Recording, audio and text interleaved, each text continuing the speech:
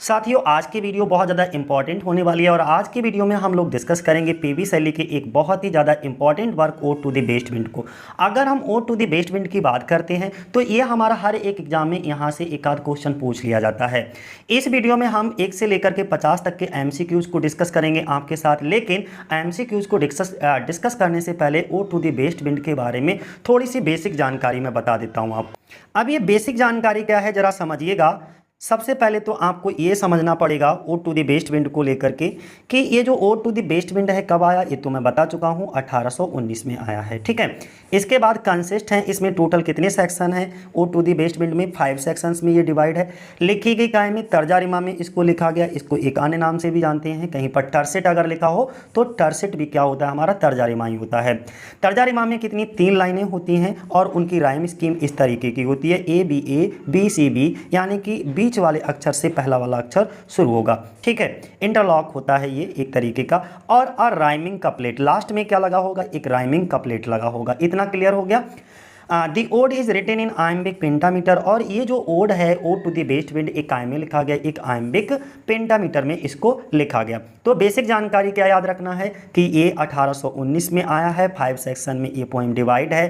तर्जा रिमा यानी कि टर्सेट में इसको लिखा गया है और तर्जा रिमा की राइम स्कीम ए रही। ठीक है, लास्ट में इसमें एक कपलेट होगा जिसकी राइम स्कीम डबल ई होगा और ये जो ओड है वो आयम्बिक पेंटामीटर में लिखा गया है।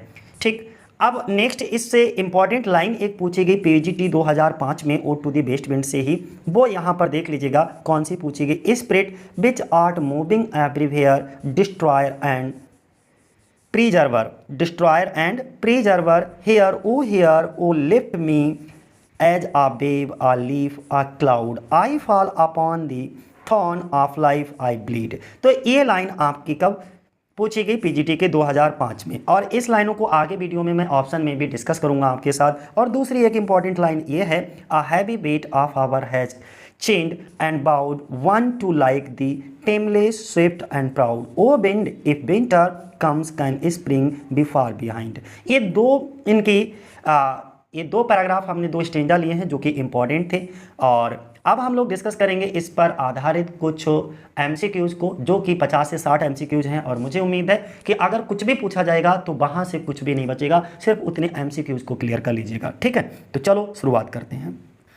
शुरुआत करेंगे हम यहाँ से। सबसे पहला हमारा एमसीक्यूज है, शैली यानी कि पीवी शैली बाज एक्सपेल्ड, इनको निकाल दिया गया फ्रॉम ऑक्सफोर्ड यूनिवर्सिटी से। इन कब निकाला गया था, तो 1811 में निकाला गया था। और क्वेश्चन यहाँ पर ये बनता है कि पीवी शैली को ऑक्सफोर्ड यूनिवर्सिटी से एक्सपेल कब किया गया, वो तो तुम्हें पता लग गया, लेकिन क्यों इनको निकाला गया था ऑक्सफोर्ड यूनिवर्सिटी से। तो इन्होंने 1811 में एक वर्क लिखा था जिसका नाम था द नेसेसिटी ऑफ एथिज्म। बहुत इंपॉर्टेंट है, एबी पीजीटी 2013 में पूछा गया है question, the necessity of atheism. तो उसको लिखने के कारण इनको ऑक्सफोर्ड यूनिवर्सिटी से 1811 में निकाला गया। दूसरा क्वेश्चन हमारा है कि एडोनिस क्या है, तो एडोनिस एक एलेजी है। और दूसरा, ये जॉन कीट की मृत्यु से दुखी होकर के पीवी शैली ने इसको लिखा है। ठीक है, एक ऐसी एक पास्टोरल एलेजी है, ध्यान रखिएगा। हमारे अभी टीजीटी में भी पूछा गया था, 3 ऑप्शन थे और एक थॉमस ग्रे का दे दिया गया था जो कि पर्सनल एलेजी थी, from an elegy written in a country churchyard, और 3 पास्टोरल थी। तो इनको भी बड़ा ध्यान बनाए रखिएगा। और तीसरा क्वेश्चन है हमारा ode to the west wind की। अगर हम बात करते हैं, ये लिखा गया तो काय में लिखा गया, मैं पहले भी बता चुका हूँ, चेन राइम में इसको लिखा गया। चेन राइम का मतलब कुछ अलग नहीं होता। ठीक है, ये टर्जा रिमाई होता है, अर्थात टर्जा रिमा से मतलब टर्सिटी होता है, और आयम्बिक पेंटामीटर में इसको लिखा गया है। ठीक है, तो या तो चेन राइम दे रखा होगा, आयम्बिक पेंटामीटर दे रखा हो, तर्जा रिमा या टर्सिट कुछ भी दे रखा हो, तो उसको आपको टिक करना है।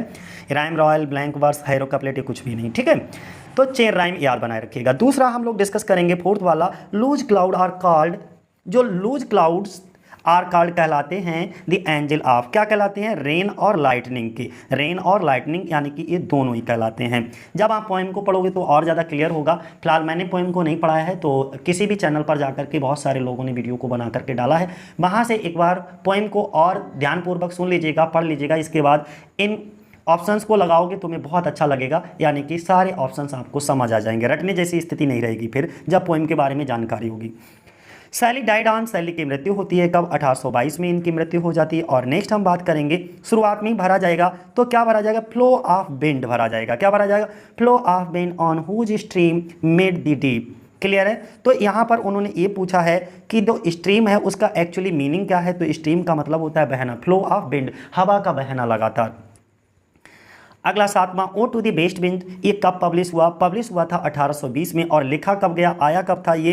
तो ये आया है 1819 में इसको लिखा गया और 20 में इसको पब्लिश करवाया गया। दोनों चीज़ें ध्यान बनाए रखना। अगला ड्राइव माई डेड थॉट, ठीक है, इसमें क्या आएगा, यहाँ पर ये लाइनें भरी जाएंगी। लेटेंट, क्या भरा जाएगा? लेटेंट हेयर डेड मीन्स, अच्छा यहाँ पर एक शब्द आया है डेड, डेड का मतलब पूछा गया है कि डेड का मतलब क्या है, तो लेटेंट, ठीक है। अगला 9 नंबर पे Shelley falls upon the thorns of, Shelley falls upon the thorns of life, क्या भरेंगे? लाइफ को। नेक्स्ट 10 नंबर पे Shelley imagines the west wind as, क्या है? As a magician. और 11 नंबर पे सैली कॉल्स, अगला क्या है? Shelley calls the west wind are, Shelley ने वेस्ट विंड को क्या पुकारा है, क्या कहा है? तो वाइल्ड स्पिरिट बोला है।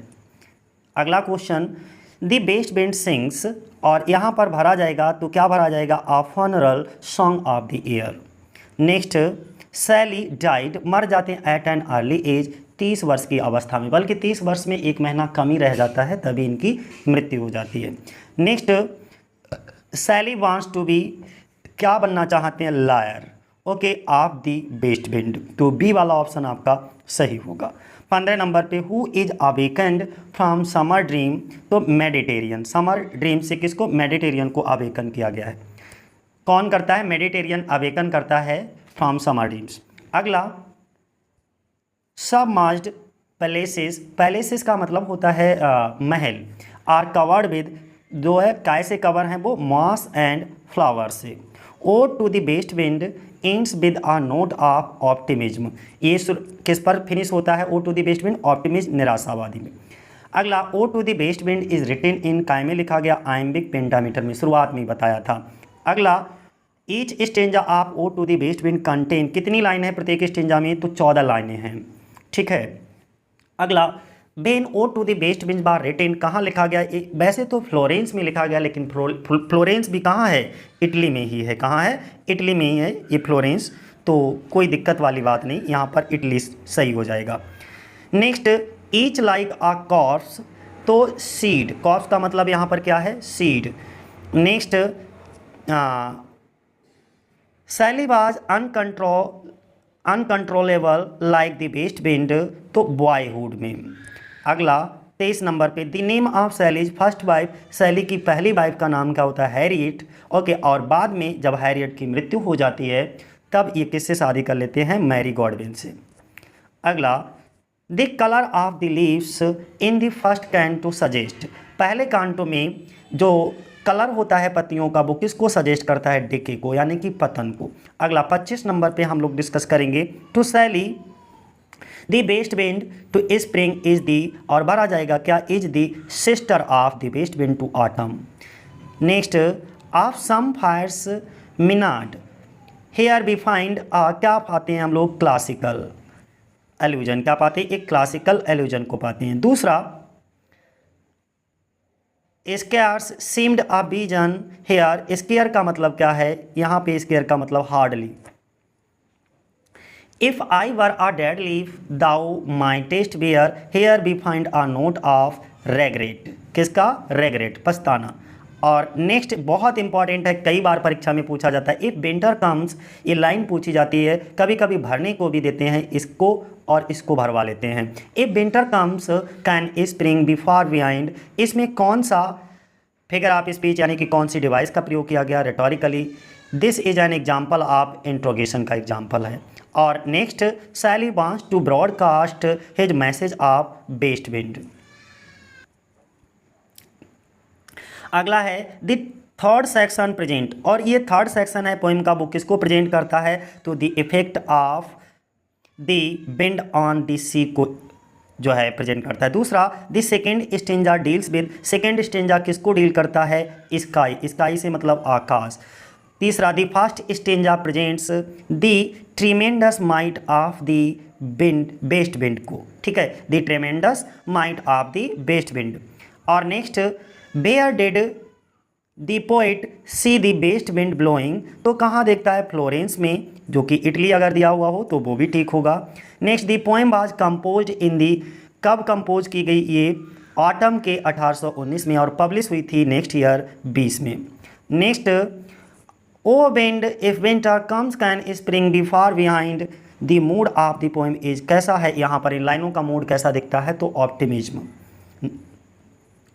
B are the thorn of life the difficulties, कठिनाइयों को शो करता है।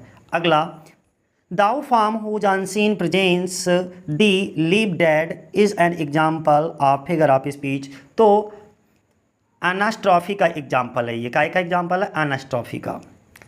What does the west wind do with the leaves dead, तो make them fly, क्या होगा, make them fly। अगला, west wind deposits seed in the soil as a preserver, wild spirit which art moving everywhere, destroyer and preserver, here oh here wild spirit refers to, किसको refer करती है, west wind को, किसको, west wind को। अगला question, the west wind is called by the poet, कवि के द्वारा बेस्ट विंड को क्या कहा गया, डिस्ट्रॉयर एंड प्रिजर्वर बोला गया, destroyer and preserver. Wild spirit which art moving everywhere, destroyer and preserver, hear O hear which of the following figure of speech is used the above lines, इन ऊपर की लाइनों में कौन सा, तो पैराडॉक्स, कौन से फिगर ऑफ स्पीच का यूज किया गया, paradox.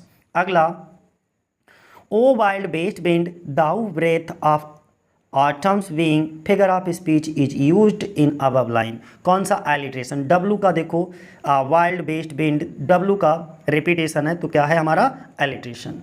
Next, if winter comes can spring be far behind, इन लाइनों का मतलब क्या है, और ये लाइनें हमारी पूछी जा चुकी हैं एग्जाम में। There is a silver light behind every cloud you see, इसका मतलब ये है। Next, whom did the west wind awaken, किसको जगाती हैं, तो ऊपर ये द फायर्स मिनाड को, ओके, ये ऊपर जितने भी हमारे दे रखे हैं बोथ ऑफ द अबव, इन दोनों को जगाती हैं, द ब्लू टर्नियन को और मिनाड को। अगला, in the poem ode to the west wind में जो शब्द डिर्ज का प्रयोग किया गया, तो डिर्ज का मतलब क्या होता है, डिर्ज का मतलब होता है इलेजी, कोई शोक गीत, यानी कि ऐसा गीत जो संग गाया जाए for the death, for the dead person's death. अगला, सैली बांट्स, सैली चाहते हैं the west wind to, west wind, Shelley wants the west wind to, क्या चाहते हैं, ऑल द अबव मेंशन्ड, जितने भी ऊपर दिए गए हैं सभी को, यानी कि accede to his request, inspire his poetic vision, lift him out of his hopeless condition. अगला, whom does Shelley address as the wild spirit, तो किसको करते हैं, द बेस्ट विंड के लिए। अगला, what does the poet want to wind after being his lyre, तो wants to drive his thought across the universe, यानी कि आपका कौन सा वाला ऑप्शन सही होगा, सी वाला ऑप्शन सही हो जाएगा। Next, where was the poem published, poem कहाँ पब्लिश हुई है, तो इटली में, इटली के फ्लोरेंस में। अगला, what does the poet want to be, क्या बनना चाहता है, lyre of the wind. What is the desire of the poet, कवि की इच्छा क्या है, he pleads to been to lift him, जे ऊपर की सभी, as a wave, as a leaf, as a cloud. अगला, ode to the west wind is a example of काय का है, एक ओड है ये, ओ टू दी, उसके आगे ही ओड लगा है, तो आपको टेंशन लेने की ज़रूरत नहीं। Whom does the speaker invokes the in the poem, कविता में कवि जो है किसको इन्वोक करता है, तो west wind of the autumn को। By whom was the poem ode to the west wind published, तो किसके द्वारा, पीवी शैली के द्वारा। How many sections is this poem divided, तो ये 5 सेक्शंस में डिवाइड है, 5 सेक्शंस में। अगला, when did ode to the west wind written, कब लिखी गई, 1819 में, और पब्लिश कब हुई, 1820 में।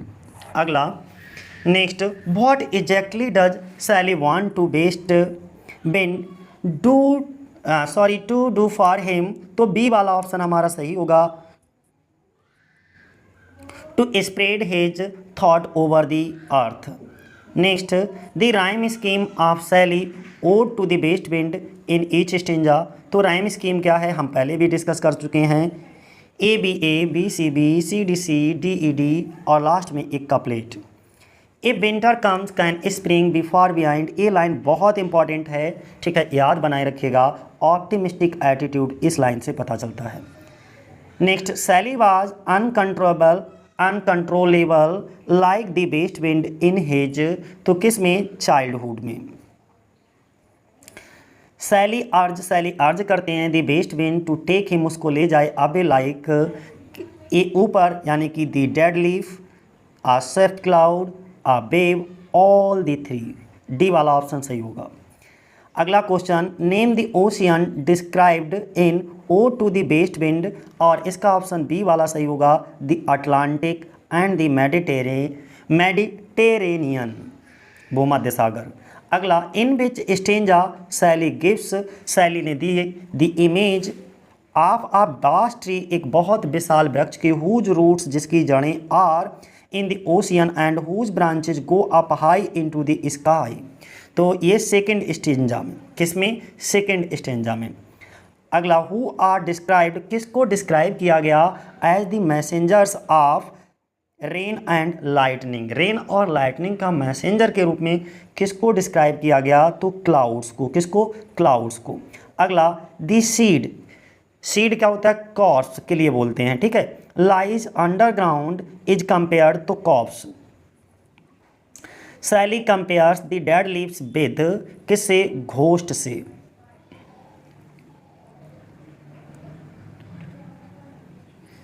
अगला, spring is regarded as the sister of a autumn and the west wind, the west wind is describe as the breath of autumn. अगला, the poet address the west wind as if it were a living personality, each like a corpse with its grave, each here refers for winged seed. अगला, from the presence of the west wind the dead leave are driven like the ghost from an enchanter feeling, तो A वाला option सही होगा। The west wind destroyed the, किसको destroy कर देते हैं, dead leave को। Destroyer and preserver, hear destroyer and preserver in the line refer for, किसको रेफर की जाती है, द वेस्ट विंड के लिए। अगला, how many personal stanzas are in ode to the west wind, ode to the west wind में personal stanza कितने हैं, तो लास्ट के 2 स्टेंजा क्या हैं, पर्सनल हैं। The third stanza describe the power of the west wind on, किसको, the ocean, यानी कि वाटर की शक्ति को। अगला, during the time of ode to the west wind Shelley was living in Italy, कहाँ, इटली में। Next, ode to the west wind is divided into 5 stanzas, ode to the west wind is written in 1890। Clear है, तो आज के लिए इतना ही।